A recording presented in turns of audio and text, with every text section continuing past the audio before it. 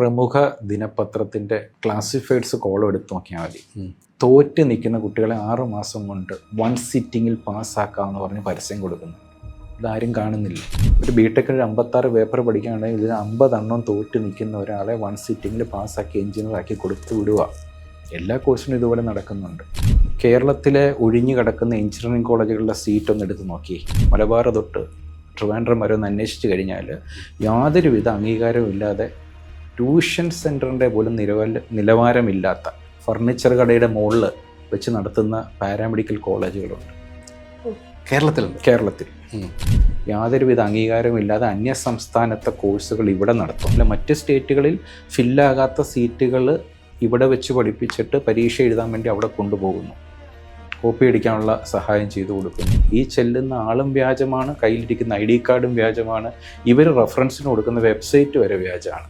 ഒന്നുകൂടെ വ്യക്തമായി പറയേണ്ടിയിരിക്കുന്നത്, സംസ്ഥാനത്തിന് പുറത്തുള്ള കോളേജുകളുടെ പേരിൽ വ്യാജ വെബ്സൈറ്റുകൾ ഉണ്ടാക്കി ആ കോളേജിൻ്റെ പ്രതിനിധിയായി ആൾക്കാർ വീടുകളിലെത്തി കുട്ടികളിൽ നിന്ന് പണം പിരിച്ച് കോളേജ് സ്റ്റുഡൻസിൻ്റെ യൂണിഫോം ഇട്ടിട്ടുണ്ട്, ഞങ്ങൾ ഇവിടുത്തെ സ്റ്റുഡൻസാണ്, അഡ്മിഷന് ഞങ്ങളെ സമീപിച്ചോളൂ എന്ന് പറയുന്ന കുട്ടികളുടെ റീലും വീഡിയോയും നമ്മൾ കാണാം. ഇതിലെത്ര പേര് ഈ കോളേജിൽ പഠിക്കുന്നവരാണ്? നിങ്ങളൊന്ന് അന്വേഷിച്ച് നോക്കൂ. അതല്ലെങ്കിൽ അവർ പ്രതിദാനം ചെയ്യുന്ന കോളേജിൽ അഡ്മിഷന് വേണ്ടി ഇങ്ങനെ ഒരു സംവിധാനം ഉണ്ടോ എന്നൊന്ന് ചെക്ക് ചെയ്യൂ. വലിയ വലിയ മെഡിക്കൽ കോളേജിലാണ് ഞാൻ പഠിക്കുന്നത്, നിങ്ങളിത് ഇവിടെ ഇൻബോക്സ് ചെയ്തോ ഈ നമ്പറിൽ, ആ നമ്പർ ഒന്ന് വിളിച്ച് നോക്കുക. അത് ഏത് ഏജൻസിയിലേക്കാണ് പോകുന്നത് നമുക്കറിയാം. മുൻപിരുന്ന സർക്കാരും ഇപ്പോൾ വരുന്നവരൊക്കെ പറയുന്നുണ്ട് കേരളത്തെ എഡ്യൂക്കേഷൻ ഹബ്ബാക്കി മാറ്റുക. കേരളത്തെ എഡ്യൂക്കേഷൻ ഹബ്ബാക്കൂ, 100 ഇൻസ്റ്റിറ്റ്യൂഷൻസ് തുടങ്ങും, ഞങ്ങൾ പ്രൊമോട്ട് ചെയ്ത് തരാം. ഈ +2 തോക്കുന്ന കുട്ടികളെ 10ാം ക്ലാസ്സിൻ്റെ എലിജിബിലിറ്റി വെച്ചിട്ട് BSS എന്ന് പറയും, ഭാരത് സേവാ സമാജിൻ്റെ ഒരു സർട്ടിഫിക്കേഷൻ കോഴ്സുണ്ട്. അതെന്ന് വെച്ചാൽ 6 മാസത്തെ മെഡിക്കൽ ലാബ് എന്നൊക്കെ പറയുന്ന കോഴ്സുകളാണ്. ഈ കോഴ്സ് നടത്താനുള്ള വ്യാജേന സ്ഥാപനങ്ങൾ കേരളത്തിൽ രജിസ്റ്റർ ചെയ്യും. BSSൻ്റെ സ്റ്റഡി സെൻറ്റർ എന്ന് പറഞ്ഞ രീതിയിൽ സ്ഥാപനങ്ങൾ രജിസ്റ്റർ ചെയ്യും. അതിൻ്റെ മറവിൽ വെൽക്കം ടു ABC ടോക്സ്. ഇന്ന് നമ്മോടൊപ്പം Anoop Sreeraj, secretary check. Hello Anoop sir. Hi. Anoop ശരിക്കും ഇവിടെ വന്ന് നമുക്കൊരു ചെക്ക് പറയാൻ വേണ്ടി. അങ്ങനെയൊന്നുമില്ല. ചെക്ക് എന്ന് പറയുമ്പോൾ consortium of higher education consultants കേരളത്തിലുള്ള ഹയർ എഡ്യൂക്കേഷൻ കൺസൾട്ടൻസിൻ്റെ ഒരു അസോസിയേഷനാണ്. അന്യസംസ്ഥാനത്തേക്കും വിദേശത്തേക്കും പഠന ആവശ്യത്തിന് വേണ്ട സഹായം ചെയ്തു കൊടുക്കുന്ന ഏജൻസിൻ്റെ അസോസിയേഷൻ എന്ന് പറയാം. അത് അന്യസംസ്ഥാനം എന്ന് മാത്രമല്ല, +2 അല്ലെങ്കിൽ SSLC കഴിഞ്ഞ കുട്ടികൾക്ക് ഒരു ടൈപ്പ് ഓഫ് മെൻറ്ററിങ്, ഒരു കൗൺസിലിംഗ്, അവർ ഏത് കോഴ്സ് പഠിച്ചാൽ നന്നായിരിക്കും, അല്ലെങ്കിൽ അത് എവിടെ പഠിക്കും, അത് സെക്കൻഡ് പാത്താണ്. എവിടെ പഠിക്കും എന്നതിലാണ്. അന്യസംസ്ഥാനം എന്ന് മാത്രം നമുക്ക് ഒരിക്കലും പറയാൻ പറ്റില്ല. കേരളത്തിനകത്തും ചെയ്യുന്നു. തീർച്ചയായിട്ടും. കൺസൾട്ടേഷൻ എന്ന പേര് എൻക്വയറി ജനറേറ്റ് ചെയ്യാൻ വേണ്ടി നിങ്ങൾ ചെയ്യുന്നതും, എന്നാൽ ആ എൻക്വയറിയും ഡേറ്റാസും കളക്ട് ചെയ്ത് കുട്ടികൾക്ക് അഡ്മിഷൻ വാങ്ങിക്കൊടുക്കുന്നു എന്നുള്ളതൊരു പൊതു സത്യമാണ്. പ്രേക്ഷകരോടായി പറയുന്നു, മുൻപ് ഞങ്ങൾ 1-2 വീഡിയോ ചെയ്തിരുന്നു. അതായത് കേരളത്തിലെ എഡ്യൂക്കേഷണൽ ഏജൻസ് അവർ ചെയ്യുന്ന കുറേയേറെ പ്രവൃത്തികൾ കുട്ടികൾക്ക് മിസ്ലീഡിങ്ങും ഹേർട്ടിങ്ങും, കുട്ടികളുടെ പഠനത്തെയും കുട്ടികളെ ചൂഷണം ചെയ്യുന്ന രീതികളെയും ഒക്കെ വിമർശിച്ചുകൊണ്ടായിരുന്നു ആ വീഡിയോ. ആ വീഡിയോയുമായി ബന്ധപ്പെട്ട് അനൂപ് എന്നെ വിളിക്കുകയും അതുമായി ബന്ധപ്പെട്ട ചില ക്ലാരിഫിക്കേഷൻസ്, അതുമായി ബന്ധപ്പെട്ട ചില കാര്യങ്ങൾ പ്രേക്ഷകരോട് സംസാരിക്കേണ്ടതിൻ്റെ ആവശ്യകത പറയുകയും ചെയ്യുന്നതിൻ്റെ ഭാഗമായിട്ടാണ് ഈ വീഡിയോ. താങ്കൾ സൂചിപ്പിച്ച പോലെ ഈ മേഖലയിൽ ഒരുപാട് ചൂഷണങ്ങൾ സംഭവിക്കുന്നുണ്ടായിരിക്കാം, മിസ്ഗൈഡ് ചെയ്യപ്പെടുന്നുണ്ടായിരിക്കാം. അതൊക്കെ ശരിക്കും ഈ മേഖലയിൽ പ്രവർത്തിക്കുന്ന കൗൺസിലേഴ്സോ അല്ലെങ്കിൽ കൺസൾട്ടൻസോ അല്ലെങ്കിൽ ഏജൻസ് എന്ന് വിശേഷിപ്പെടുന്ന ആളുകൾ മാത്രമാണ് അതിൻ്റെ ഉത്തരവാദി എന്ന് പറഞ്ഞാൽ ഒരിക്കലും എനിക്ക് സമ്മതിച്ചു തരാൻ പറ്റില്ല. കാരണം വളരെ സിസ്റ്റമാറ്റിക്കായിട്ട് പ്രവർത്തിച്ച് വരുന്ന ഒരു പേരിന് ഒരു രജിസ്റ്റേർഡായിട്ട് ഓഫീസ് ഇട്ട് കോളേജുകളുമായിട്ട് അവരുടെ പ്രൊമോഷൻ വർക്കിൻ്റെ MOU സൈൻ ചെയ്ത് വർക്ക് ചെയ്യുന്ന ആളുകളും ഉണ്ട്. ഒരു കുട്ടി പഠിക്കാൻ എൻറോൾ ചെയ്യപ്പെട്ടു മുതൽ അവരുടെ പ്ലേസ്മെൻറ്റ് വരെയുള്ള കാര്യങ്ങൾ, ഇൻറ്റേൺഷിപ്പ് അടക്കമുള്ള അറേഞ്ച്മെൻറ്റ്സും ഫെസിലിറ്റേഷനും കൊടുക്കുന്ന ആളുകളെ നമുക്കറിയാം. അങ്ങനത്തെ ഒരു സർവീസ് സെക്ടറായിട്ട് നിലനിൽക്കുന്നുണ്ട്. കേരളത്തിനകത്തെ പഠിക്കാനുള്ള സൗകര്യങ്ങൾ നിലവിൽ നിൽക്കുമ്പോൾ തന്നെ ഏജൻസിൻ്റെ താല്പര്യത്തിന് വേണ്ടി നമ്മളുടെ കുട്ടികളെ അന്യസംസ്ഥാനത്തേക്ക് ബോധപൂർവം തെറ്റിദ്ധരിപ്പിച്ച് പറഞ്ഞയക്കുന്നതിൻ്റെ ഒരു വലിയ ഉത്തരവാദിത്വം നിങ്ങളുടെ സഹപ്രവർത്തകർക്കുണ്ട് എന്നുള്ളത് നിങ്ങൾക്ക് നിഷേധിക്കാൻ പറ്റില്ല. നിഷേധിക്കേണ്ടി വരും. കാരണം കേരളത്തിൽ നിലനിൽക്കുന്ന വലിയ സാധ്യത അല്ലെ സാഹചര്യം ഉണ്ട് എന്ന് നമ്മൾ പറയുമ്പോൾ എപ്പോഴും ഏതൊരു മേഖലയിലാണെങ്കിലും ഡിമാൻഡ് ബേസ്ഡ് സപ്ലൈ, ഒരു ആവശ്യമുള്ളതാണ് ആളുകൾക്ക് കൊടുക്കേണ്ടത്. നമ്മുടെ നാട്ടിൽ അനന്തമായ സാധ്യതയുള്ള ഏത് കോഴ്സുകളാണ് ഞാൻ ഒരു ഗവൺമെൻറ്റിനെയും കുറ്റം പറയുന്നതല്ല. ഇപ്പോൾ കഴിഞ്ഞ വർഷം ഇവിടെ BSc നേഴ്സിങ്ങിൻ്റെ അപേക്ഷകൾ വിളിച്ചപ്പോൾ 1,00,000-നടുത്ത് എനിക്കൊന്ന് 88,000 തോന്നുന്നു അപേക്ഷകൾ വന്നു. 8,000 താഴെ സീറ്റുകളായിരുന്നു ഉണ്ടായിരുന്നത്. 10,000 എന്നാണ് ഇപ്പോഴാണ് 10,000. ഈ വർഷം കഴിഞ്ഞ വർഷം ഒരു 30 കോളേജുകൾക്കോ അപ്രൂവൽസ് അധികമായിട്ട് കൊടുത്തു. അങ്ങനെയാണ് ഒരു 10,000 സീറ്റ് ഇപ്പോൾ ഉണ്ടെന്ന് പറയാം. ഈ 10,000 സീറ്റിന് വേണ്ടി വരുന്ന അപേക്ഷകളുടെ എണ്ണം 1,00,000-നടുത്താണ്. അപ്പോൾ എങ്ങനെ എല്ലാ കുട്ടികൾക്കും അവിടെ ഫെസിലിറ്റി നമുക്ക് ചെയ്യാൻ പറ്റും? എങ്ങനെ ഗവൺമെൻറ്റിനോ അല്ലെ നമ്മുടെ യൂണിവേഴ്സിറ്റിയോ എല്ലാ കുട്ടികളെ അക്കോമഡേറ്റ് ചെയ്യാൻ പറ്റും? ഇത് നമ്മുടെ വിദ്യാഭ്യാസ മേഖലയിലെ ഒരു വീക്ഷണമില്ലായ്മ തന്നെയാണ്. 100%. നമ്മുടെ നാട്ടിലെ ഡിഗ്രി കോളേജുകളിൽ കുട്ടികളില്ലാതെ ഒഴിഞ്ഞു കിടക്കുക. അതിൻ്റെ റീസൺ എന്താ? നമ്മൾ കൊടുക്കുന്ന കോഴ്സ് എന്താ? ട്രഡീഷണൽ ആയിട്ടുള്ള degree courses, physics, chemistry, biology, ലിറ്ററേച്ചറും. ഒരു പ്രൊഫഷണൽ കോഴ്സ് അവിടെ കൊടുക്കുന്നില്ല.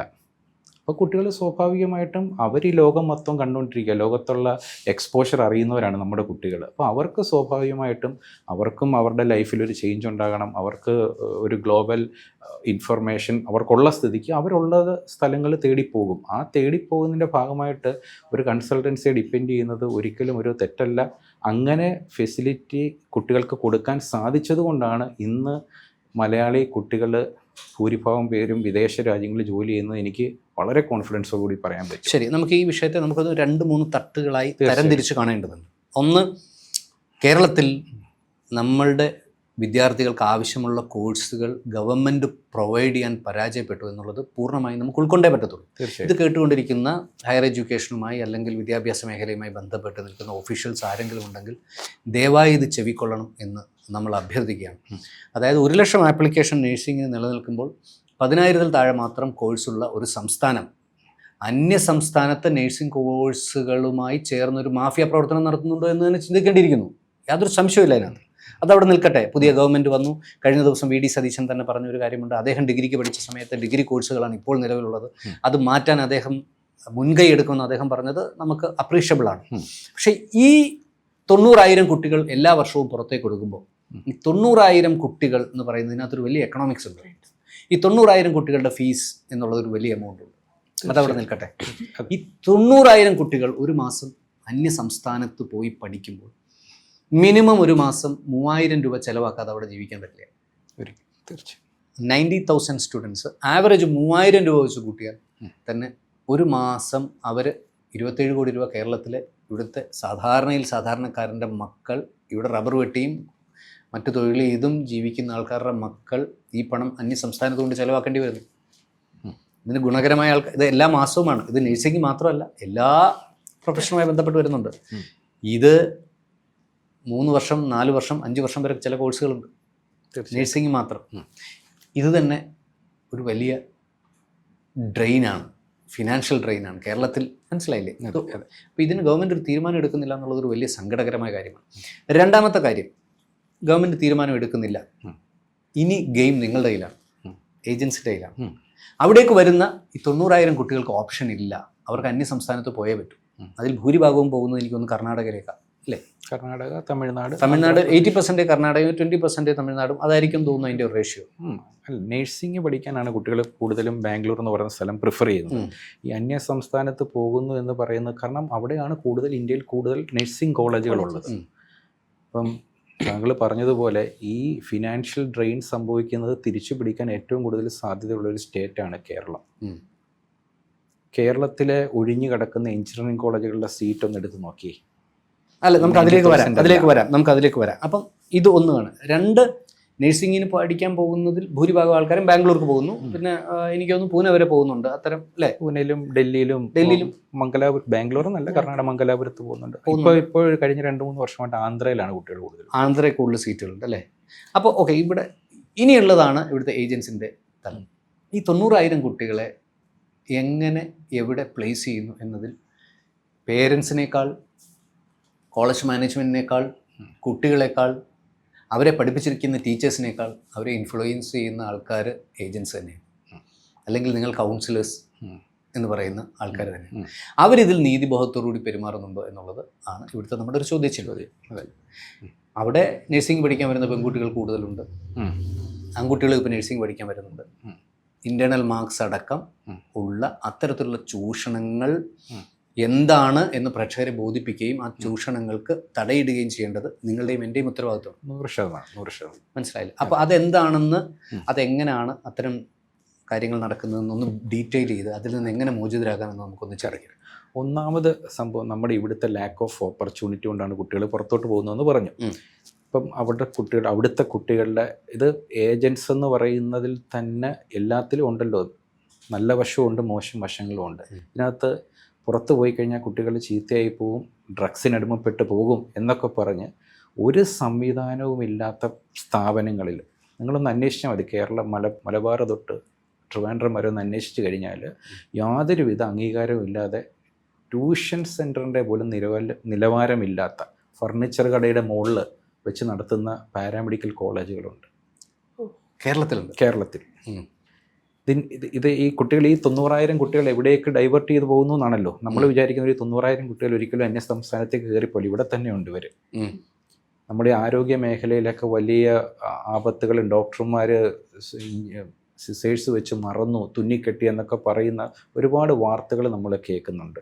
ശരിക്കും പാരാമെഡിക്കൽ രംഗത്ത് നിന്നും പുറത്തു വരുന്ന അൺപ്രൊഫഷണലായിട്ടുള്ള അൺട്രെയിൻഡ് ആയിട്ടുള്ള ആളുകളാണ് ഇതിൻ്റെയൊക്കെ ഉത്തരവാദികളെന്ന് പറയേണ്ടി വരും. അതെങ്ങനെ സംഭവിക്കുന്നു എന്ന് ചോദിച്ചു കഴിഞ്ഞാൽ യാതൊരുവിധ അംഗീകാരമില്ലാതെ അന്യസംസ്ഥാനത്തെ കോഴ്സുകൾ ഇവിടെ നടത്തുന്നു. അന്യസംസ്ഥാനത്തെ യൂണിവേഴ്സിറ്റിയുടെ പ്രോഗ്രാം സാറ്റലൈറ്റ് സെൻറ്റേഴ്സ് ആയിട്ട് നമ്മൾ ഒരു യൂണിവേഴ്സിറ്റി അറിഞ്ഞുകൊണ്ടുള്ള സംവിധാനമൊന്നുമല്ല. മറ്റ് സ്റ്റേറ്റുകളിൽ ഫില്ലാകാത്ത സീറ്റുകൾ ഇവിടെ വെച്ച് പഠിപ്പിച്ചിട്ട് പരീക്ഷ എഴുതാൻ വേണ്ടി അവിടെ കൊണ്ടുപോകുന്നു, കോപ്പി അടിക്കാനുള്ള സഹായം ചെയ്തു കൊടുക്കുന്നു. ഇതൊരു തെറ്റായി നടക്കുന്ന പ്രവണതയാണ്, ശിക്ഷിക്കപ്പെടേണ്ട കാര്യമാണ്. പക്ഷേ ഇത് കേരളത്തിൽ നടക്കുന്നുണ്ട്. പല പല പേരുകളാണ്, പല പല ബ്രാൻഡുകളാണ്. ഫസ്റ്റ് നമ്മൾ കൺട്രോൾ ചെയ്യേണ്ടതാണ്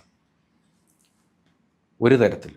രണ്ടാമത് തരത്തിൽ ഈ പറഞ്ഞതുപോലെ കുട്ടികളെ ഇപ്പം എഡ്യൂക്കേഷൻ കൺസൾട്ടൻസ് എന്ന് പറയുമ്പോൾ അവർക്ക് ഒരു ലൈസൻസിങ് സമ്പ്രദായം ഏർപ്പെടുത്തേണ്ട കാലം അതിക്രമിച്ചു. ഒരു നിയമനിർമ്മാണം ഞങ്ങളൊരു 2 വർഷം മുമ്പ് അന്നത്തെ ഹയർ എഡ്യൂക്കേഷൻ മിനിസ്റ്ററായിരുന്ന ബിന്ദു മാഡത്തിനെ കണ്ടൊരു നിവേദനമൊക്കെ നൽകിയിരുന്നു. ഈ മേഖലയിലുള്ള തെറ്റുകളും കുറ്റങ്ങളും ഒക്കെ സംഭവിക്കുന്നുണ്ട്. പലതരത്തിലുള്ള വ്യാജമായിട്ടുള്ള ഇൻഫർമേഷൻ കുട്ടികൾ ശരിക്കും ചൂഷണം ചെയ്യപ്പെടുന്നുണ്ട്. ഇതിനൊക്കെ ഒരു കൺട്രോൾ വരണമെന്നുണ്ടെങ്കിൽ നിയമനിർമ്മാണം നടത്തുകയും ഒരു ലൈസൻസിങ് സമ്പ്രദായം ഏർപ്പെടുത്തിക്കൊണ്ട് മുന്നോട്ട് പോകണമെന്നുള്ളത്. പക്ഷേ ഇതുവരെ അതിൻ്റെ അപ്ഡേഷൻസ് ഒന്നും നമുക്ക് കിട്ടിയിട്ടില്ല. എന്താണ് സംഭവിക്കുന്നതെന്ന് ചോദിച്ചു കഴിഞ്ഞാൽ +2 കഴിയുന്ന സമയത്ത് കുട്ടികളുടെ വീടുകൾ തിരക്കി പിടിച്ച് ഏജൻസി ചെല്ലുകയാണ്. ഇവർക്ക് സ്വന്തമായിട്ട് കേരളത്തിലൊരു ഓഫീസ് കാണത്തില്ല, ഒരു കോളേജുമായിട്ട് യാതൊരു തരത്തിലുള്ള എഗ്രിമെൻറ്റുകളോ അവരുടെ പ്രൊമോട്ടേഴ്സായിട്ടോ ആക്ട് ചെയ്യാനുള്ള ഒരു സംവിധാനങ്ങളും ഇല്ലാതെ കുട്ടികളുടെ കയ്യിൽ നിന്ന് സർട്ടിഫിക്കറ്റ് പണമായിട്ട് വീട്ടിൽ ചെന്ന് കളക്ട് ചെയ്തുകൊണ്ട് പോവാണ്. വീട്ടിൽ ചെയ്ത് അപ്പോൾ കുട്ടികൾ പറയുന്നു ഇപ്പം സമൂഹത്തിലെല്ലാം വിചാരിക്കുന്ന എഡ്യൂക്കേഷൻ കൺസൾട്ടൻസികളെല്ലാം പ്രശ്നക്കാരാണ് എന്ന് ദിവസവും നമ്മളിങ്ങനെ കേട്ടുകൊണ്ടിരിക്കുക. അപ്പം എന്താ സംഭവിക്കുന്നത്? ആരും ഇപ്പോൾ എഡ്യൂക്കേഷൻ കൺസൾട്ടൻസികളെ ട്രസ്റ്റ് ചെയ്യുന്നില്ല. അവരുടെ വീട്ടിൽ ചെല്ലുന്ന കോളേജിൻ്റെ പ്രതിനിധിയുമായിട്ടാണല്ലോ നമ്മൾ ഇടപെട്ടത് എന്നൊരു തോന്നല. ഈ ചെല്ലുന്ന ആളും വ്യാജമാണ്, കയ്യിലിരിക്കുന്ന ID കാർഡും വ്യാജമാണ്, ഇവർ റെഫറൻസിന് കൊടുക്കുന്ന വെബ്സൈറ്റ് വരെ വ്യാജമാണ്. ഒന്നുകൂടെ വ്യക്തമായി പറയേണ്ടിയിരിക്കുന്നു. ശരിക്കും വളരെ ഞെട്ടിക്കുന്ന ഒരു സാധനം. അതായത് സംസ്ഥാനത്തിന് പുറത്തുള്ള കോളേജുകളുടെ പേരിൽ വ്യാജ വെബ്സൈറ്റുകൾ ഉണ്ടാക്കി ആ കോളേജിന്റെ പ്രതിനിധിയായി ആൾക്കാർ വീടുകളിലെത്തി കുട്ടികളിൽ നിന്ന് പണം പിരിച്ച്, അപ്പോൾ ഈ കുട്ടികൾ കോളേജ് തേടി ചെല്ലുമ്പോൾ 4-5 മാസം കഴിഞ്ഞ് ചെല്ലുമ്പോഴാണ് അങ്ങനെ ഒരു സ്റ്റുഡൻറ്റ് അവിടെ എൻറോൾ ചെയ്യപ്പെട്ടിട്ടും ഇല്ല, ആ വെബ്സൈറ്റ് പോലും കോളേജിൻ്റെ അല്ല എന്ന് പറഞ്ഞ സംഭവങ്ങളുണ്ട്. ഇത് പോലീസ് കേസുകളും ഒക്കെ പിന്നെ പോലീസ് കേസുകളായിട്ടുണ്ടോ എന്ന് എനിക്കറിയത്തില്ല. ഇങ്ങനെ ധാരാളം സംഭവങ്ങൾ നടന്നിട്ടുണ്ട്. ഇപ്പോഴും ഒന്ന് ഇൻസ്റ്റയും സോഷ്യൽ മീഡിയയൊക്കെ ഒന്ന് പരിധി നോക്കിക്കേ. വരുന്ന അഡ്വർടൈസ്മെൻറ്റുകൾ കോളേജ് സ്റ്റുഡൻസിൻ്റെ യൂണിഫോം ഇട്ടിട്ടുണ്ട്, ഞങ്ങൾ ഇവിടുത്തെ സ്റ്റുഡൻസാണ്, അഡ്മിഷന് ഞങ്ങളെ സമീപിച്ചോളൂ എന്ന് പറയുന്ന കുട്ടികളുടെ റീലും വീഡിയോയും നമ്മൾ കാണാം. ഇതിലെത്ര പേര് ഈ കോളേജിൽ പഠിക്കുന്നവരാണ് നിങ്ങളൊന്ന് അന്വേഷിച്ച് നോക്കൂ. അതല്ലെങ്കിൽ അവർ പ്രതിദാനം ചെയ്യുന്ന കോളേജിൽ അഡ്മിഷന് വേണ്ടി ഇങ്ങനെ ഒരു സംവിധാനം ഉണ്ടോ എന്നൊന്ന് ചെക്ക് ചെയ്യൂ. വലിയ മെഡിക്കൽ കോളേജിലാണ് ഞാൻ പഠിക്കുന്നത്, നിങ്ങളിത് ഇവിടെ ഇൻബോക്സ് ചെയ്തോ ഈ നമ്പറിൽ, ആ നമ്പർ ഒന്ന് വിളിച്ച് നോക്കുക. അത് ഏത് ഏജൻസിയിലേക്കാണ് പോകുന്നത് നമുക്കറിയാം. ഓൺലൈൻ അല്ലെങ്കിൽ മൊബൈൽ ഇല്ലിട്രസി ഇല്ല. ഒരുമാതിരിപ്പെട്ട എല്ലാവർക്കും അറിയാം. ടൈപ്പ് ചെയ്യുക പോലും വേണ്ട, എടുത്തു വെച്ചൊന്ന് പറഞ്ഞാൽ മതി. ഇന്ന കോളേജ് ക്യാൻ യു ഷോ അല്ലെങ്കിൽ ഇതിൻ്റെ വെബ്സൈറ്റ് ഒന്ന് കാണിക്കുമോ എന്ന് മലയാളത്തിൽ പറഞ്ഞാൽ നമുക്കിത് അവൈലബിളായി വരുന്നത്. അല്ലെങ്കിൽ തൊട്ടടുത്ത നമ്മളിവിടെ മലബാറിൽ അല്ലെങ്കിൽ കേരളത്തിൽ എഴുത്തും വായനയും അറിയാത്ത സമയത്ത് കത്തുകൾ വിദേശത്തിരിക്കുന്നവർക്ക് അയച്ച ശീലം വരെയുള്ള ആൾക്കാരാണ് മലയാളികൾ. പക്ഷേ ഈ വിദ്യാഭ്യാസവുമായി ബന്ധപ്പെട്ട സ്ഥലങ്ങളിൽ എത്തുമ്പോൾ ഇത്രയും ചൂഷണം ചെയ്യപ്പെടുന്നതിൻ്റെ കാരണം നമ്മളൊന്നും മനസ്സിലാക്കേണ്ടിയിരിക്കും. എനിക്കൊന്ന് ഇവരുമായി വളരെ ബന്ധപ്പെട്ട് നിൽക്കുന്ന പഞ്ചായത്ത് മെമ്പർമാർ, പള്ളിയിലച്ചന്മാരൊക്കെ ഏജന്റുകളാണ്, പഞ്ചായത്ത് മെമ്പർമാരെ ഏജന്റുകളാണ്. അവർ തീരുമാനിക്കും. എനിക്കൊന്ന് തിരുവല്ല കുമ്പനാട് ഏരിയ അങ്ങോട്ട് പോകുന്ന ഏരിയയിലെല്ലാം പള്ളിയിലച്ചന്മാരെ പിടിച്ചാൽ കുട്ടികളെ കിട്ടും. ഇത് അമ്പലത്തിലെ പൂജാരി മോശമല്ല, ഉസ്താദും മോശമല്ല. ഈ ഒരു സംസാരത്തിൽ നിന്ന് കുറച്ച് പേരൻസിനെങ്കിലും ഇതിനെപ്പറ്റി ഒരു അവയർനെസ് എങ്ങനെ ഉണ്ടാക്കാം, ഈ ഏജൻസിൻ്റെ അസോസിയേഷൻ്റെ ഒരു സെക്രട്ടറി എന്നുള്ള രീതിയിൽ എങ്ങനെ നമുക്കിതിനെ ഒന്ന് ബോധവൽക്കരിപ്പിച്ചെടുക്കാം എന്നുള്ളത്. ഒന്നാമത്തെ കാര്യം നമ്മൾ ചെയ്യേണ്ടതെന്ന് വെച്ച് കഴിഞ്ഞാൽ, ഇപ്പം താങ്കൾ ചോദിച്ച പോലെ ഈ കേരളത്തിൽ ഇന്ത്യയിൽ ഏകദേശം 1300ഓളം യൂണിവേഴ്സിറ്റികളുണ്ട്. ഗവൺമെൻറ് യൂണിവേഴ്സിറ്റിയും ഡീംഡ് യൂണിവേഴ്സിറ്റിയും സ്റ്റേറ്റ് പ്രൈവറ്റ് യൂണിവേഴ്സിറ്റിയും സ്ഥാപനങ്ങൾ എടുത്തു കഴിഞ്ഞാൽ ഓരോ സ്റ്റേറ്റിലും ഒരു 1000+ എഡ്യൂക്കേഷൻ ഇൻസ്റ്റിറ്റ്യൂഷൻസ് ഉണ്ട്. സ്വാഭാവികമായിട്ടും ഹയർ എഡ്യൂക്കേഷന് വേണ്ടി കുട്ടികൾ സെർച്ച് ചെയ്യുമ്പോൾ അവർ കൺഫ്യൂസ്ഡ് ആകും. സ്വാഭാവികമായിട്ടും ഒരു കമ്പാരിസൺ, ഈ കമ്പാരിസൺസ് പോലും ഫേക്ക് വെബ്സൈറ്റുകളാണ്. കമ്പാരിസൺസ് നടത്തുന്നത് പോലും ഫേക്ക് റെപ്രസെൻറ്റേഷൻ. അപ്പം അതിനകത്തുനിന്ന് എങ്ങനെ ഒരു കുട്ടിയേക്ക് പ്രോപ്പറായിട്ടൊരു ഗൈഡൻസ് കിട്ടുമെന്ന് ചോദിച്ചു കഴിഞ്ഞാൽ, കൺസൾട്ടൻസ് അസോസിയേഷൻ്റെ സെക്രട്ടറി എന്നുള്ള രീതിയിൽ ഞാൻ പറയുന്നത്, നിങ്ങൾക്ക് വിശ്വസിക്കാവുന്ന ട്രസ്റ്റഡ് ആയിട്ടുള്ള ഒരു പേഴ്സണെ അപ്രോച്ച് ചെയ്യുക എന്നുള്ളതാണ്. Who is able to take the responsibility. അല്ല, അവർ ഈ ട്രസ്റ്റഡ് ആയിട്ടുള്ള ആൾക്കാരായിട്ട് ഈ പഞ്ചായത്ത് മെമ്പറേയും പള്ളിയിൽ അച്ഛനെയും അമ്പലത്തിലെ പൂജാരിയും ജ്യോത്സ്യനെയും ഉസ്താദിനെയും ഒക്കെയാണ് കാണുന്നത്. അതല്ലാതെ ഒരു ട്രസ്റ്റഡ് പേഴ്സൺ എന്നുള്ള രീതിയിൽ നമുക്ക് ആരെ സജസ്റ്റ് ചെയ്യാൻ? ചൈനയിലൊരു റൂള് വന്നായിരുന്നു, ഒരു വർഷമായിട്ടുള്ളൂ. എഡ്യൂക്കേഷൻ, ഹെൽത്ത്, ഫിനാൻസ്, ഈ 3 മേഖലയിൽ പ്രൊഫഷണൽസ് ആയിട്ടുള്ള ആളുകൾ മാത്രമേ അഡ്വൈസ് കൊടുക്കാൻ പാടുള്ളൂ. സെൻസിറ്റീവായിട്ടുള്ള മേഖലയിൽ, ഈ 3 മേഖലയിൽ. ഇവിടെ ഈ പറഞ്ഞതുപോലെ ആർക്കും എന്ത് ഗൈഡൻസും കൊടുക്കാം. ആരാണ് എക്സ്പേർട്ട് ആർക്കും അറിയില്ല. സോ ഒരു റെസ്പോൺസിബിൾ സ്റ്റേറ്റ് ചെയ്യേണ്ടത്, ഞാൻ നേരത്തെ സൂചിപ്പിച്ചതുപോലെ, who all are trained people to give counselling and consultation services. ഒരു മാനദണ്ഡം ഉണ്ടാക്കട്ടെ, അതിനൊരു ലൈസൻസിങ് സമ്പ്രദായം കൊണ്ടുവരട്ടെ. ഇപ്പോൾ 100 സ്റ്റുഡൻസിനെ റിക്രൂട്ട് ചെയ്യാൻ, ഇപ്പം ജോബ് കൺസൾട്ടൻസികളൊക്കെ അങ്ങനെയാണ്, വിദേശത്തേക്കൊക്കെ അയക്കുമ്പോൾ 100 സ്റ്റുഡൻസ് അല്ലെ 1000 സ്റ്റുഡൻസിനെ കൗൺസിൽ ചെയ്യാനുള്ള ഫെസിലിറ്റി ഉള്ള കമ്പനി ആണെങ്കിൽ ഗവൺമെൻറ് ഒരു ലൈസൻസിങ് ഫീ വാങ്ങിച്ചുകൊണ്ട് അവർക്കൊരു ലൈസൻസ് കൊടുക്കട്ടെ. അവർ ഏതൊക്കെ സ്ഥാപനങ്ങളെയാണ് പ്രൊമോട്ട് ചെയ്യുന്നതെന്ന് അവർ ഡിസ്പ്ലേ ചെയ്യട്ടെ. സോ ഒരു കുട്ടിക്ക് വരുന്ന ആൾക്ക് ഇന്ന ഇൻസ്റ്റിറ്റ്യൂഷനിൽ പഠിക്കണം, അതിൻ്റെ കോഴ്സുകൾ മനസ്സിലാക്കുന്നു, അവർ ആ സ്ഥാപനത്തിലേക്ക് അവരെ ഗൈഡ് ചെയ്യുന്നു, അവർക്ക് വേണ്ട ഫെസിലിറ്റികൾ കൊടുക്കുന്നു. ഇങ്ങനെ ഒരു സ്ട്രക്ചേർഡ് സംവിധാനം വന്നു കഴിഞ്ഞാൽ ഒരു പരിധി വരെ ഇത് നിയന്ത്രിക്കാൻ പറ്റും. ഗവൺമെന്റ് ലിസ്റ്റ് എടുത്തൊന്നുമില്ലേ? ഗവൺമെന്റ് ഇതിൽ ലിസ്റ്റ് ഒന്നും എടുക്കുന്നില്ലേ? അല്ല, ഗവൺമെൻറ് ഇതിൽ ഈ ഇപ്പം ഞാനൊരു കാര്യം, കേരളത്തിൻ്റെ പുറത്ത് ഇത്തരത്തിലുള്ള ഗവൺമെൻറ് ഇപ്പം ഒരുപക്ഷെ ഒരു മിനിസ്റ്ററുമായി ബന്ധപ്പെട്ട ആൾക്കാരോ ആവണമെന്നില്ല, എഡ്യൂക്കേഷൻ ഡിപ്പാർട്ട്മെൻറ്റുമായി ബന്ധപ്പെട്ട് ഇത്തരം കാര്യങ്ങളെ ഹോൾഡ് ചെയ്ത് നിർത്തുന്ന മാഫിയുണ്ട്, തീർച്ചയായിട്ടും ഉണ്ട്. ഇല്ലെങ്കിൽ ഈ നമ്മുടെ കേരളത്തിൻ്റെ തൊട്ടടുത്ത ജില്ലകളെ നമ്മൾ നോക്കിയാൽ, ഇപ്പോൾ കർണാടകയിലേക്ക് നോക്കിയാൽ, തമിഴ്നാട്ടിലേക്ക് നോക്കിയാൽ, നമ്മുടെ ജില്ല തിരുവനന്തപുരത്ത് നമ്മുടെ അതിരെവിടെ കഴിയുന്നോ അതിര് കഴിഞ്ഞാൽ കോളേജുകളാണ്. മാംഗ്ലൂരിൽ ഇത് തന്നെയാണ് അവസ്ഥ. എവിടെയും നമ്മുടെ അതിര് കഴിഞ്ഞാൽ കോളേജുകളാണ്. കാരണം ഇവിടുത്തെ കുട്ടികളെ വെച്ച് കോയമ്പത്തൂരിൽ നിന്ന് പാലക്കാട്ട് കോളേജ് ബസ്സും സ്കൂൾ ബസ്സും വന്ന് കുട്ടികളെ കളക്ട് ചെയ്തുകൊണ്ട് പോകുന്നുണ്ടോ നമ്മൾ ഞെട്ടിപ്പോകും. ഈ സ്ഥാപനങ്ങൾ നടത്തുന്ന കോളേജിൻ്റെ ഓണേഴ്സ് പലരും മലയാളികളോ? അങ്ങനെ അതിനെ നമുക്ക് തെറ്റ് പറയാൻ പറ്റത്തില്ല. എപ്പോഴും ശരിക്കും പറഞ്ഞാൽ ഹയർ എഡ്യൂക്കേഷനുള്ള ഇന്ത്യ പോലെ ഒരു രാജ്യത്ത് ഇത്രയും കോടാനുകൂടി ജനങ്ങളുള്ളിടത്ത് ഹയർ എഡ്യൂക്കേഷൻ്റെ ഓപ്ഷൻ കൊടുക്കുക എന്ന് പറഞ്ഞാൽ ഇറ്റ്സ് എ വെരി നോബിൾ പ്രൊഫഷനായിട്ട് ഞാൻ കണക്കാക്കുന്നുള്ളൂ. കാരണം നമ്മുടെ കുട്ടികൾക്ക് അതിനുള്ള ഓപ്പർച്യൂണിറ്റി, അവരൊക്കെ ലോകത്തിൻ്റെ പല കോണുകളിൽ പോയി ജോലി ചെയ്യാനും സമ്പാദിക്കാനും ഒക്കെ ഉള്ള കാരണമാകുന്നത് ശരിക്കും ഇതുപോലുള്ള സ്ഥാപനങ്ങൾ തന്നെയാണ്. നമ്മൾ ചിന്തിക്കേണ്ടത് ഇത്തരം ഓപ്പർച്യൂണിറ്റികൾ എന്തുകൊണ്ട് നമ്മുടെ സ്റ്റേറ്റിൽ വരുന്നില്ല? ഈ കേരളത്തിന് പുറത്ത് പോയി സ്ഥാപനം തുടങ്ങിയേക്കുന്നവരെ കൊണ്ട് നമ്മുടെ നാട്ടിൽ ചെയ്യിപ്പിച്ചുകൂടെ? നമുക്ക് അന്യസംസ്ഥാനത്ത് നിന്ന് ഇവിടേക്ക് ആളുകൾ എന്തിനാണ് വരുന്നത്? നമ്മൾ അതിഥി തൊഴിലാളികൾ എന്നൊക്കെ പറഞ്ഞ് വിശേഷിപ്പിക്കുമെങ്കിലും അൺസ്കിൽഡ് ആയിട്ടുള്ള ലേബർ ചെയ്യാൻ വേണ്ടിയല്ലേ നമുക്ക് ആളുകൾ വരുന്നത്.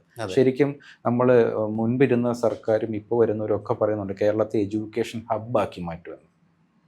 ഞാനൊരു പ്രപ്പോസൽ പറയട്ടെ, കേരളത്തെ എഡ്യൂക്കേഷൻ ഹബ്ബാക്കൂ, 100 ഇൻസ്റ്റിറ്റ്യൂഷൻസ് തുടങ്ങും, ഞങ്ങൾ പ്രൊമോട്ട് ചെയ്ത് തരാം. ഇന്ത്യയുടെ പല സംസ്ഥാനങ്ങളിൽ നിന്നും കുട്ടികൾ ഇവിടെ വന്ന് പഠിക്കാനുള്ള സംവിധാനവും അതിൻ്റെ മാർക്കറ്റിങ്ങും സ്റ്റുഡൻറ് റിക്രൂട്ട്മെൻറ്റും ചെയ്യാൻ പ്രൊഫഷണലുകൾ നമ്മുടെ കൂടെയുണ്ട്. തിരിച്ചു കൊണ്ടുവരിക. എഡ്യൂക്കേഷന് വരുമ്പോൾ നമ്മൾ തുടക്കത്തിൽ സംസാരിച്ചതുപോലെ മന്ത്ലി സ്പെൻഡ് ചെയ്യുന്ന 3000 കേരളത്തിന് കിട്ടിയ എന്തെങ്കിലും പ്രശ്നമുണ്ടോ? ഇവിടെ നമ്മൾ ഇടയ്ക്കൊന്ന് സൂചിപ്പിച്ച കേരളത്തിലെ ഒഴിഞ്ഞു കിടക്കുന്ന എഞ്ചിനീയറിംഗ് ബ്രാഞ്ചുകൾ ഇപ്പം റീസെൻ്റ് ആയിട്ട് പറഞ്ഞു കഴിഞ്ഞാൽ കമ്പ്യൂട്ടർ സയൻസിൻ്റെ തന്നെ artificial intelligence and machine learning ഈ ഒരു സ്ട്രീമാണ് നമ്മുടെ നാട്ടിലെ എഞ്ചിനീയറിംഗ് കോളേജിൽ ഫില്ലായിക്കൊണ്ടിരിക്കുന്നത്. അല്ല നല്ലൊരു 150-170 കോളേജ് ഉണ്ടെങ്കിൽ ഒരു 15 കോളേജ് 20 കോളേജിൻ്റെ സീറ്റ്സ് എല്ലായിടത്തും ഫില്ലാകുന്നുണ്ട്. ബാക്കിയുള്ള കോളേജിൽ electronics and communication, civil engineering, electrical and electronics ഈ സീറ്റുകളെല്ലാം ഒഴിഞ്ഞു കിടക്കുക. ഗവൺമെൻറ് IHRD സഹകരണ കോളേജുകൾ ഉൾപ്പെടെ. എന്താ കാരണം അതിൻ്റെ? എന്നാൽ ഇതേ കോഴ്സുകൾ അന്യസംസ്ഥാനത്ത് ഫില്ലാകുന്നുണ്ട്. ആന്ധ്രയിൽ നിന്നും 10,000 കുട്ടികളാണ് തമിഴ്നാട്ടിൽ ഈ കോഴ്സ് പഠിക്കാൻ വേണ്ടി വരുന്നത്. എഞ്ചിനീയറിങ്ങിൻ്റെ ഇവിടെ മൂവ്മെൻ്റ് ഇല്ല എന്ന് നമ്മുടെ കുട്ടികൾ വിശ്വസിക്കുന്ന സിവിൽ എഞ്ചിനീയറിങ്ങും electrical engineering, electronics and communication പോലുള്ള കോഴ്സുകൾ പഠിക്കാൻ ആന്ധ്രയിൽ നിന്ന് തമിഴ്നാട്ടിൽ വരുന്നുണ്ട്. ഈ ആന്ധ്രയിലെ കുട്ടികളെ നമുക്ക് കേരളത്തിൽ കൊണ്ടുവന്നുകൂടെ? തീർച്ചയായിട്ടും. നമ്മുടെ ഇവിടുത്തെ കുട്ടികളുടെ അവസരം പോകുന്നു നമ്മൾ, കാരണം ഇവർക്കത് വേണ്ടല്ലോ.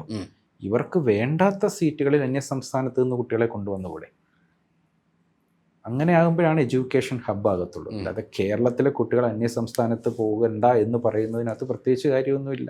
അത് പോകുന്ന അവർക്ക് നല്ല ഓപ്പർച്യൂണിറ്റീസ് കിട്ടുന്നുണ്ട്. അപ്പം നമ്മൾ ആ ഓപ്പർച്യൂണിറ്റി ഇവിടെ കൊടുക്കുകയും ഇവിടുത്തെ കുട്ടികൾക്ക് താല്പര്യമില്ലാത്ത കോഴ്സുകൾക്ക് മറ്റ് സ്ഥലങ്ങളിൽ നിന്ന് കുട്ടികളെ കൊണ്ടുവരാനുള്ള ഒരു ഓപ്പൺ മെൻറ്റാലിറ്റി കൂടെ ആണെങ്കിൽ തീർച്ചയായിട്ടും ഡെവലപ്മെൻറ്റ്സ് ഉണ്ടാകും. നമ്മൾ തിരിച്ചറിയേണ്ടത് കുറ്റപ്പെടുത്തുന്നത് കൊണ്ടോ നമ്മൾ കേരളം മോശമാണെന്ന് പറയുന്നതിനോട് ഒരർത്ഥമില്ല. അത് എന്നും അങ്ങനെ നിന്നിരിക്കും. ഇതിനുള്ള സൊല്യൂഷൻസ് ഐഡൻറ്റിഫൈ ചെയ്ത് കറക്റ്റീവ് ആക്ഷൻസ് എടുത്ത് മുന്നോട്ട് പോകുക എന്നുള്ള എൻഡ്ലെസ് ഓപ്പർച്യൂണിറ്റി എഡ്യൂക്കേഷൻ്റെ കാര്യത്തിൽ കേരളത്തിനുണ്ട്. കേരളത്തിൽ പഠിക്കാൻ വരാൻ കുട്ടികൾക്ക് താല്പര്യവുമാണ്. അപ്പം അത് നമ്മൾ മനസ്സിലാക്കി അതിന് വേണ്ട സമയത്ത് ഗവൺമെൻറ്റും അധികൃതരും ഇടപെടണം. അത് ഹയർ എഡ്യൂക്കേഷനുമായി ബന്ധപ്പെട്ടായാൽ ഒക്കെ തീർച്ചയായും ഇടപെടേണ്ട സമയമായിരിക്കുന്നു. പണ്ടൊക്കെ നമ്മൾ ഈ സിവിൽ സർവീസ് ഒക്കെ പഠിക്കാൻ വേണ്ടി ഡൽഹിയിലോട്ട് പോകുന്നൊരു ഏർപ്പാടുണ്ടായിരുന്നു. ഇപ്പൊ കേരളം തന്നെ അത് നല്ലൊരു ഹബ്ബായി മാറിക്കഴിഞ്ഞു. അത് ഇവിടെ നല്ല റിസൾട്ട്സ് ഉണ്ടാവുന്നുണ്ട്. പക്ഷേ എന്നാൽ കൂടി ഒരു സംശയം ചോദിക്കുകയാണ്. ഒരു പേരൻറ്റിനെ അപ്രോച്ച് ചെയ്യുന്ന ഒരു ഏജന്റ് ആയിക്കോട്ടെ ആരും ആയിക്കോട്ടെ, അപ്പോൾ അവരിൽ നിന്ന് നമ്മൾ പ്രിക്കോഷൻ എടുക്കേണ്ട കാര്യങ്ങൾ അങ്ങനെ എന്തെങ്കിലും പറയാനുണ്ടോ പേരൻസിനോട്? പേരൻസ് ശരിക്കും പറഞ്ഞു കഴിഞ്ഞാൽ ഇതിനൊക്കെയുള്ള സംവിധാനങ്ങൾ കേരളത്തിലുണ്ട്. അതായത് സ്കൂൾ തലത്തിൽ തന്നെ കരിയർ കൗൺസിലിങ്ങിന് വേണ്ടി ഗവൺമെൻറ് ഒരു ഫണ്ടും മാറ്റി വെച്ചിട്ടുണ്ട്. ഒരു അധ്യാപകനെ അതിനുവേണ്ടി അസൈൻ ചെയ്തിട്ടുമുണ്ട്. പക്ഷെ ഇത് പ്രോപ്പറായിട്ട് നടത്തപ്പെടുന്നുണ്ടോ എന്ന് എനിക്കറിഞ്ഞുകൂടാ. ശരിക്കും ഒരു കുട്ടി +2 കഴിയുന്ന സമയത്ത് അവൻ എന്ത് പഠിക്കണം, അത് പഠിക്കാനുള്ള ഒരു ആപ്റ്റിറ്റ്യൂഡും രണ്ടും എനിക്കുണ്ടോ എന്ന് കുട്ടിക്ക് ഒരു ബോധം ഉണ്ടാകണം. പേരൻസിന് അതിന് വേണ്ട സപ്പോർട്ട് ചെയ്യണം. ആ ഒരു ഡിസിഷൻ മേക്കിംഗ് ശരിക്കും പറഞ്ഞാൽ കുറച്ച് മുൻപേ തുടങ്ങണം. അവൻ്റെ പാത്ത് എന്താണെന്ന് മനസ്സിലാക്കാൻ കുറച്ച് മുന്നേ ഉള്ള ഒരു പ്രൊഫഷണൽ അനാലിസിസ് ഒക്കെ നടത്തി കഴിഞ്ഞാൽ ഇതുപോലെ ഒരു ഏജൻസ് പറയുന്നതും ഒരു കോളേജും പറയുന്നിടത്തല്ല, എനിക്ക് എന്ത് വേണം അത് ഉള്ളിടത്ത് ഞാൻ പോയി പഠിക്കുന്ന ഒരു ലെവലിലേക്ക് നമുക്ക് നമ്മളെ പ്രിപ്പയർ ചെയ്ത് നിർത്താൻ പറ്റണം. ഇപ്പോൾ ഞാനൊരു സ്വാഭാവികമായിട്ട് പറയട്ടെ, നമ്മളിപ്പോൾ ഏജൻസിനെ മാറ്റിവെച്ചു, എല്ലാവരെയും മാറ്റിവെച്ചു. ഒരു കോളേജ് എന്തായിരിക്കും ചെയ്യുന്നത്? ഒരു എഞ്ചിനീയറിംഗ് കോളേജിൽ ഒരു 5 സ്ട്രീംസ് ഉണ്ട്. അവർ ഏത് കുട്ടി ചോദിച്ചാലും അവർ പറയും ഈ 5 സ്ട്രീംസാണ് ലോകത്തിലെ ഏറ്റവും നല്ലത്. അവർക്ക് ഏത് സ്ട്രീമില്ല. ഇപ്പോൾ ഒരു തമാശ എന്ന് വെച്ച് കഴിഞ്ഞാൽ ഓരോ കോളേജിലെയും ഇപ്പോൾ നമ്മൾ ഏജൻസിനെ ഒക്കെ മാറ്റി നിർത്തുക, ഓരോ കോളേജിലെയും ടീച്ചേഴ്സിന് ടാർഗറ്റ് കൊടുത്തേക്കുക. നിങ്ങളുടെ ഡിപ്പാർട്ട്മെൻറ്റിൽ സ്റ്റുഡൻസ് ഉണ്ടെങ്കിൽ കോളേജ് ഉണ്ടെങ്കിൽ ടീച്ചറുള്ളൂ. സോ ഇലക്ട്രോണിക്സ് ആൻഡ് കമ്മ്യൂണിക്കേഷൻ പഠിപ്പിക്കുന്ന ടീച്ചറുടെ ജോലിയാണ് അതിന് സ്റ്റുഡൻസിനെ കണ്ടെത്താൻ. അപ്പോൾ ആ ടീച്ചറിന് എന്ത് നീതിബോധമായിരിക്കും ഉണ്ടാകുന്നത്? അവരെന്ത് ചെയ്യും? എനിക്ക് ജോലി വേണം, എനിക്ക് EC-യിലേക്ക് ഇലക്ട്രോണിക്സിലേക്ക് ആൾ വരണം. സിവിലിൻ്റെ സാറിൻ്റെ ജോലി അതാ. ഇപ്പോൾ ഏത് കുട്ടിയുടെ ആപ്റ്റിറ്റ്യൂഡാണ് അവിടെ ചെക്ക് ചെയ്യപ്പെടുന്നത്?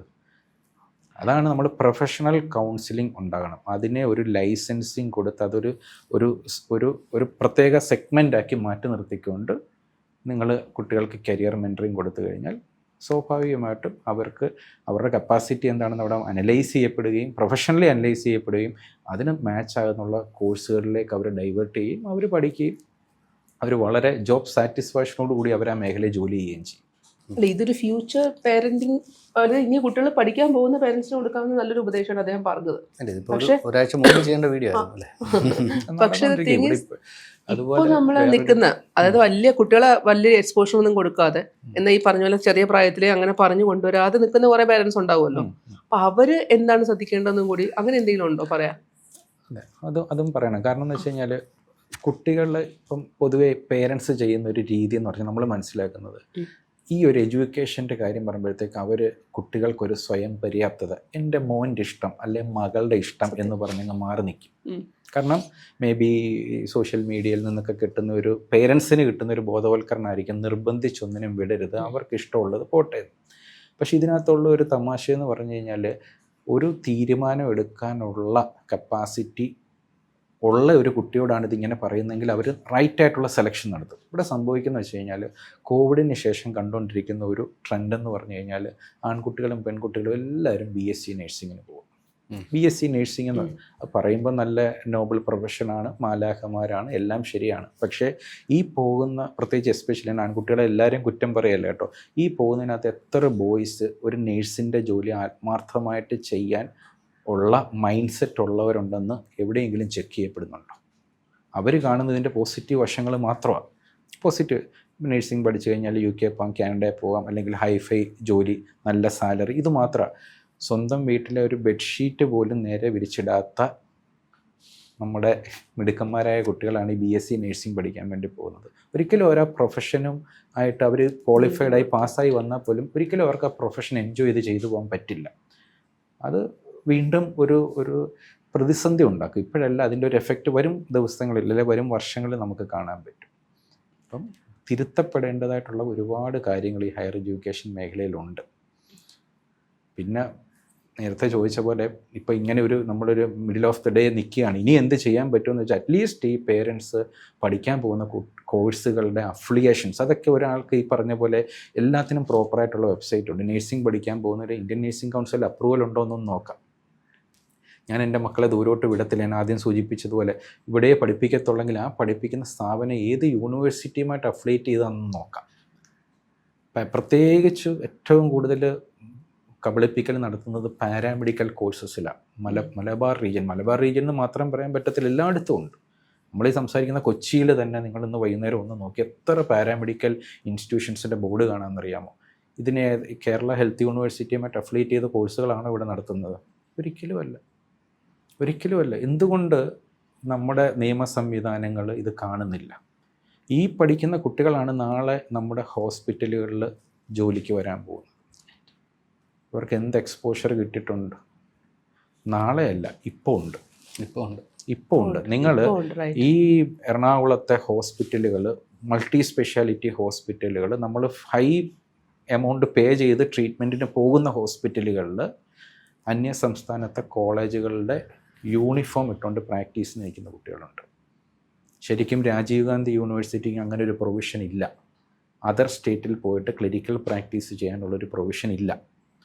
അവർ പഠിക്കുന്ന സ്ഥാപനത്തിൽ നിന്ന് 30 കിലോമീറ്റർ ചുറ്റളവിലായിരിക്കണം അവർ. ആ നിയമം ഇപ്പം മാറ്റം ഉണ്ടായിട്ടുണ്ടെന്നല്ലേ? 30 കിലോമീറ്റർ എന്നുള്ളത് അതായത് ഇൻസ്റ്റിറ്റ്യൂട്ടിൽ വേണം എന്നുള്ള ഒരു രീതിയിലായിട്ടുണ്ടെന്നല്ലേ? അത് ഓൺ ഹോസ്പിറ്റൽ വേണം എന്ന് പുതിയതായിട്ട് അപ്ലൈ ചെയ്യുന്ന കോളേജുകൾക്ക് സ്വന്തമായിട്ട് ഹോസ്പിറ്റൽ ഉണ്ടായിരിക്കണം റൂൾ. പക്ഷേ എക്സിസ്റ്റിംഗ് ആയിട്ടുള്ള പഴയ ഇൻസ്റ്റിറ്റ്യൂഷൻ അതിനകത്തൊന്ന് ഒഴിവ് കൊടുത്തിട്ടുണ്ട്. അവർക്കൊരു പേരൻറ്റ് ഹോസ്പിറ്റൽ ഒരു ഇൻസ്റ്റിറ്റ്യൂഷന് ടൈപ്പ് കൊടുത്താൽ മതി. പക്ഷെ അവിടെയൊക്കെ ഒന്നുമില്ലെങ്കിൽ ആ രീതിയിലെങ്കിലും അവർക്ക് പ്രാക്ടീസ് കിട്ടുന്നുണ്ട്. എനിക്ക് അത്ഭുതം എന്ന് വെച്ച് കഴിഞ്ഞാൽ ഈ നിൽക്കുന്ന കുട്ടികൾ ഏതാണ്? നമ്മുടെ നാട്ടിലെ വലിയ വലിയ മൾട്ടി സ്പെഷ്യാലിറ്റി ഹോസ്പിറ്റലുകളിൽ നിൽക്കുന്ന കുട്ടികൾ, സെക്കൻഡ് ഇയർ പഠിക്കുന്ന കുട്ടികളുണ്ട് ഇതിനകത്ത്. അവർക്ക് എന്ത് നോളജാണ്? നഴ്സിംഗ് പഠിക്കുന്ന കുട്ടികൾ, MBBS പഠിക്കുന്ന കുട്ടികൾ, MBBSകാരില്ല. ഇല്ല, എൻ്റെ അറിവിലില്ല. ഇനി ഉണ്ടോ എന്ന് നമുക്ക് അറിഞ്ഞുകൂടാ. എൻ്റെ അറിവിൽ അതില്ല. അതുപോലെ മറ്റ് പാരാമെഡിക്കൽ കോഴ്സ് അതായത് ഈ പ്രഷറും ഷുഗറും നോക്കുന്നത് ഉൾപ്പെടെ, ഈ ഓപ്പറേഷൻ തിയേറ്ററിൽ അസിസ്റ്റൻസ് ഉൾപ്പെടെ, ഡോക്ടേഴ്സിൻ്റെ ബാക്കി കൺസൾട്ടിങ് അസിസ്റ്റൻസ് ഉൾപ്പെടെ ഇത്തരം കോഴ്സുകൾക്ക് വേണ്ടുന്ന കുട്ടികളുടെ കാര്യമാണ് താങ്കൾ ഈ പറഞ്ഞുകൊണ്ടിരിക്കുന്നത്. കറക്റ്റ്. അതിൻ്റെ വേറൊരു അപകടം എന്താണെന്നറിയാം? പൊതുവേ ഇത്തരം കോഴ്സുകൾക്ക് +2 സയൻസ് നിർബന്ധമായിരിക്കണം എന്നൊരു കണ്ടീഷനുണ്ട്. അതിനൊരു വളഞ്ഞവഴി ഇവിടെ സംഭവിക്കുന്നുണ്ട്. അതായത് +2 ഫെയിലാകുന്ന കുട്ടികൾ, SSLC എപ്പോഴും അറിയാമല്ലോ, എപ്പോഴും 99 പോയിൻ്റാണ്. കുറച്ച് നാളായിട്ട് നമ്മളൊന്നും പഠിച്ച പോലെ അല്ല, ഇപ്പം എല്ലാം 99 പോയിൻ്റാണ് പാസ് പെർസെൻറ്റേജ്. +2ലേക്ക് വരുമ്പോൾ കുറച്ചൊക്കെ ജെന്യുവിനായിട്ടാണ് പാസ് പെർസെൻറ്റേജ് വരാറ്. ഈ +2 തോക്കുന്ന കുട്ടികളെ 10ാം ക്ലാസ്സിൻ്റെ എലിജിബിലിറ്റി വെച്ചിട്ട് BSS എന്ന് പറയും, ഭാരത് സേവാ സമാജിൻ്റെ ഒരു സർട്ടിഫിക്കേഷൻ കോഴ്സ് ഉണ്ട്. അതെന്ന് വെച്ചാൽ 6 മാസത്തെ മെഡിക്കൽ ലാബ് എന്നൊക്കെ പറയുന്ന കോഴ്സുകളാണ്. ഈ കോഴ്സ് നടത്താനുള്ള വ്യാജേന സ്ഥാപനങ്ങൾ കേരളത്തിൽ രജിസ്റ്റർ ചെയ്യും. BSSൻ്റെ സ്റ്റഡി സെൻറ്റർ എന്ന് പറഞ്ഞ രീതിയിൽ സ്ഥാപനങ്ങൾ രജിസ്റ്റർ ചെയ്യും. അതിൻ്റെ മറവിൽ ഇവിടെ വെച്ച് കൊടുക്കുന്നത് ഡിഗ്രി പ്രോഗ്രാംസാണ്. ഏത് യൂണിവേഴ്സിറ്റിയുടെ ഡിഗ്രി പ്രോഗ്രാംസ്? എല്ലാ യൂണിവേഴ്സിറ്റി ഓൾ ഇൻ വൺ എന്നുള്ള സ്റ്റൈലിലാണ് ഇവിടെ മാർക്കറ്റിംഗ് വരെ. ഇത് സംഭവിക്കുന്നത് ഈ പറഞ്ഞതുപോലെയുള്ള അതർ സ്റ്റേറ്റിൽ പോയി പഠിക്കാനുള്ള കുട്ടികളുടെ ദൂരോട്ട് പോകാനുള്ള ഒരു പ്രയാസം ഉണ്ടല്ലോ. എനിക്ക് കുട്ടികളെ മാറ്റി നിർത്തേണ്ട, വീടിനടുത്ത് തന്നെ അവർ പഠിക്കുന്നതാണ് സേഫ്റ്റി എന്നൊക്കെ വിശ്വസിക്കുന്ന പേരൻസ് ഉണ്ട്. അവരുടെ ആ ഒരു വികാരത്തെയാണ് ഇവിടെ ചൂഷണം ചെയ്യുന്നത്. അപ്പോൾ അനൂപ്ജി ഇപ്പോൾ BSSന്റെ കാര്യം പറഞ്ഞു. അങ്ങനത്തെ സ്റ്റഡി സെന്റേഴ്സ് തുടങ്ങാൻ ശരിക്കും പറ്റും, അതോറിറ്റി ഉണ്ടെങ്കിൽ പറ്റും, അങ്ങനെയാണോ? BSSന്റെ സ്റ്റഡി സെൻറ്റർ തുടങ്ങാൻ പറ്റും. പക്ഷേ ഈ BSSന്റെ സ്റ്റഡി സെൻറ്റർ തുടങ്ങുമ്പോൾ അവർക്ക് അവിടെ റൺ ചെയ്യാൻ പറ്റുന്ന കോഴ്സിനൊരു മാനദണ്ഡമുണ്ട്. പക്ഷെ അവിടെ വെച്ച് നടത്തപ്പെടുന്ന കോഴ്സ് അവർക്ക് പെർമിഷൻ ഉള്ള കോഴ്സ് BSSന്റെ കോഴ്സുകളല്ല, അല്ല അതർ യൂണിവേഴ്സിറ്റിയുടെ. അപ്പോൾ ഈ പെർമിഷൻ കൊടുക്കുന്ന ആൾക്കാർ അപ്പോൾ ശരിക്കും പെർമിഷൻ ഉണ്ടാവില്ലായിരിക്കും അല്ലേ? അല്ല, അങ്ങനെയല്ല. അവരോട് ചെന്ന് ചോദിച്ചു കഴിഞ്ഞാൽ അവർ പറയും yes we are having licence. എന്ത് ലൈസൻസ്? BSSന്റെ കോഴ്സ് നടത്താനുള്ള ലൈസൻസ്. അവിടെ പഠിക്കാൻ ചെല്ലുന്ന കുട്ടിയോട് പറയും നിന്നെ ഞാൻ ഇതിന് എൻറോൾ ചെയ്യുന്നുണ്ട് എന്ന് പറഞ്ഞിട്ട് എൻറോൾ ചെയ്തിട്ട് അതിൻ്റെ കൂട്ടത്തിൽ പുറത്തെ കോഴ്സിനും കൂടെ എൻറോൾ ചെയ്ത് കൊടുക്കും. അപ്പോൾ കുട്ടികളുടെ നിന്ന് പണവും വാങ്ങാം, സർട്ടിഫിക്കറ്റും കൊടുക്കാം. ഇതിന് ഒരു പേരൻസും കുട്ടികളും ഇതിന് കൂട്ടു നിൽക്കുന്നുണ്ട്. അതാണ് നമ്മൾ വിചാരിക്കുന്നത്. ഇപ്പോൾ കുട്ടികളും പേരൻസും എല്ലാം അയ്യോ പാവങ്ങൾ വളരെ അവരുടെ പങ്ക് ഇതിനകത്ത്. അവർക്ക് ഈ ചൂഷണം ഒരു പരിധിവരെ അറിയാവുന്നവരാണ്. അറിയാം. അവർ നോക്കുമ്പോൾ എന്താ ഇവിടെ പഠിച്ചാൽ മതി, എനിക്ക് സർട്ടിഫിക്കറ്റ് കിട്ടുമല്ലോ. ഈ അടുത്ത കാലത്ത് ഭയങ്കര ഹൈപ്പിൽ വന്നൊരു പരസ്യം ഓർക്കുന്നു. 6 മാസം കൊണ്ടോ 1 വർഷം കൊണ്ടോ B.Ed എന്ന് പറഞ്ഞിട്ടൊരു സംഭവം ഉണ്ടായിരുന്നു. എത്ര അമ്മമാരാന്നറിയോ, എത്ര പേരത് 6 മാസം പഠനം, 6 മാസം ജോലി. അതെ, പ്രമുഖ ദിനപത്രത്തിൻ്റെ ക്ലാസിഫൈഡ്സ് കോളം എടുത്ത് നോക്കിയാൽ മതി. തോറ്റ് നിൽക്കുന്ന കുട്ടികളെ 6 മാസം കൊണ്ട് 1 സിറ്റിങ്ങിൽ പാസ്സാക്കാമെന്ന് പറഞ്ഞ് പരസ്യം കൊടുക്കുന്നുണ്ട്. ഇതാരും കാണുന്നില്ല. അതായത് ഒരു B.Techന് 56 പേപ്പർ പഠിക്കുകയാണെങ്കിൽ ഇതിന് 50 എണ്ണം തോറ്റ് നിൽക്കുന്ന ഒരാളെ 1 സിറ്റിങ്ങിൽ പാസ്സാക്കി എഞ്ചിനീയറാക്കി കൊടുത്തു വിടുക. എല്ലാ കോഴ്സിനും ഇതുപോലെ നടക്കുന്നുണ്ട്. ഇതൊന്നും പ്രൊഫഷണൽ എഡ്യൂക്കേഷൻ കൺസൾട്ടൻസോ കൗൺസിലേഴ്സോ ചെയ്യുന്നതല്ല. പറഞ്ഞു വരുമ്പോൾ ഇതിൻ്റെ എല്ലാം. അപ്പോൾ ഇതിനകത്ത് ഒന്ന് ഗവൺമെൻറ്റിൻ്റെ ഇടപെടലിൻ്റെ സമയം വല്ലാതെ അതിക്രമിച്ചു.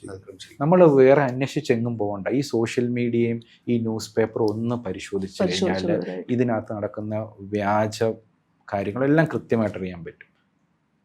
പിന്നെ ഒരു ബോധവൽക്കരണം കൊടുക്കണം. പ്രത്യേകിച്ച് ഈ വീടുകളിൽ നേരത്തെ പറഞ്ഞ പോലെ പൊതുപ്രവർത്തകരും സാമൂഹ്യ പ്രവർത്തകരും ഒക്കെ ഉണ്ട്. ആൾക്കാരെ ഫോൾസ് റെപ്രസെൻറ്റേഷൻ അവിടെയാണ് കുട്ടികൾക്കും അവർക്കുള്ള സൊസൈറ്റിയിലുള്ള ഒരു അക്സെപ്റ്റൻസ് ആണ് അവിടെ ഒരു ഫാക്ടറായിട്ട് പേരൻസും കുട്ടികളും കാണുന്നത്. ഒരുപക്ഷെ അവരും ഇത് അറിഞ്ഞുകൊണ്ടായിരിക്കുകയില്ല. അവരേതൊക്കെയോ ഏജൻറ്റുമാരുടെ കയ്യാളുകളായി മാറുകയാണ്. അവർക്കും ഒരുപക്ഷെ ഇത് പോയി അന്വേഷിക്കാനുള്ള ഒരു ഇതുണ്ടാകണമെന്നില്ല.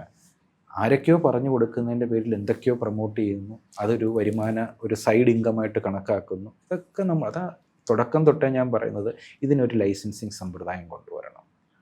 എന്തായാലും നമുക്കിത് ഈ ചർച്ച തൽക്കാലം ഇവിടെ അവസാനിപ്പിക്കാം. പക്ഷേ ഈ ചർച്ച എത്തി നിൽക്കുമ്പോൾ നമ്മൾ ഏറ്റവും അധികം പ്രേക്ഷകർ മനസ്സിലാക്കേണ്ടത്, മാതാപിതാക്കൾ മനസ്സിലാക്കേണ്ടത്, ഒന്ന്, മക്കളെ സർട്ടിഫിക്കറ്റിൻ്റെ പിന്നാലെ പായിക്കുന്നതിൽ ഉണ്ടാകുന്ന വലിയ ചതിക്കുഴികൾ നിങ്ങൾ തന്നെ തിരിച്ചറിയുക. മലപ്പുറത്ത് നിന്ന് നമ്മളെല്ലാം മലപ്പുറത്തേക്ക് ഫോക്കസ് ചെയ്യുന്നതല്ല. കുറച്ച് നാൾ മുമ്പ്, അധിക നാളൊന്നും ആയില്ല, വ്യാജ സർട്ടിഫിക്കറ്റുകൾ അച്ചടിക്കുന്ന വ്യക്തികളെ പിടിച്ചപ്പോൾ അതിൽ 3 പേർക്കും 100 കോടി കൂടുതൽ ആസ്തി ഉണ്ടായി. അവർ മറ്റ് സംസ്ഥാനങ്ങളിൽ ഹോട്ടൽ നടത്തുന്ന ആൾക്കാരുണ്ട്, പല വ്യക്തികളുണ്ട്. അവരുടെ സർട്ടിഫിക്കറ്റുകൾ യൂറോപ്യൻ യൂണിയനിൽ പോലും അറ്റസ്റ്റ് ചെയ്തു പോകുന്നു. ഇവിടെ എന്താണ് ഇതിൻ്റെ ഇത്തരം ചൂഷണങ്ങൾക്ക് അല്ലെങ്കിൽ ഇത്തരം തട്ടിപ്പുകൾക്ക് നമ്മൾ അറിഞ്ഞോ അറിയാതെ കൂട്ടു നിൽക്കുമ്പോഴുള്ള പ്രോബ്ലം എന്ന് പറഞ്ഞാൽ ഇന്നല്ലെങ്കിൽ നാളെ ഇത് പിടിക്കപ്പെട്ട പട്ടികയിൽ മുഴുവൻ താഴേക്ക് ഇത് പിടിക്കപ്പെടും. ഒന്നത്. അപ്പോൾ സൂക്ഷിക്കുക. രണ്ടാമത്തെ കാര്യം, വിദ്യാഭ്യാസ മേഖലയിൽ ഇത്തരത്തിൽ ഉഡായിപ്പ് കോഴ്സുകളോടും ഉഡായിപ്പ് സർട്ടിഫിക്കറ്റുകളോടും നമുക്ക് നേടാൻ കഴിയുമെന്ന് നമ്മൾ മക്കളെ പഠിപ്പിച്ചു കൊടുക്കാതിരിക്കുക. ഇത് രണ്ടും കഴിയുമ്പോഴും മൂന്നാമത്തെ കാര്യം എന്ന് പറയുന്നത് ഇത്തരത്തിൽ താങ്കൾ പറഞ്ഞതുപോലെ എഡ്യൂക്കേഷൻ ഇൻസ്റ്റിറ്റ്യൂഷൻസിൻ്റെ പേരിൽ ക്യാമ്പയിൻസുമായും അഡ്മിഷൻ്റെ പേര് പറഞ്ഞുമൊക്കെ വരുന്നവരെ വളരെ ജെനുവിനായ ആൾക്കാരെയാണ് അവർ പറ്റിക്കുന്നത്. ഞാൻ മുമ്പ് പറഞ്ഞ 2 കാറ്റഗറിയും ഈ തട്ടിപ്പിൻ്റെ ഭാഗമാകാൻ ആഗ്രഹിച്ച് അറിയാതെ ഫ്യൂച്ചറും കാര്യങ്ങളൊക്കെ ചിന്തിച്ച് പോകുന്ന ആൾക്കാരായിരിക്കാം. പക്ഷേ മൂന്നാമത്തെ കാറ്റഗറി എന്ന് പറയുന്നത് മക്കളെ ജെനുവിനായി പഠിപ്പിക്കാൻ വളരെ കഷ്ടപ്പെട്ട് പൈസ ഉണ്ടാക്കി മക്കൾക്ക് വേണ്ടി പട്ടിണി ഇരുന്നും ഒക്കെ ജീവിക്കുന്ന രക്ഷിതാക്കൾ ഇപ്പോഴും ഉണ്ട്. അത് എനിക്ക് തോന്നുന്നു ഏറ്റവും കൂടുതൽ ഇതിന് ഇരയാവുന്നത് മധ്യ തിരുവിതാംകൂറിലെ കിഴക്കൻ ജില്ലകളിലെ ആൾക്കാരാണ്. അവർക്കൊക്കെ ഒന്ന് കണ്ണു തുറന്നാൽ ഇത്തരം ചൂഷണങ്ങളിൽ നിന്ന് ഒഴിവാവാൻ കഴിയും.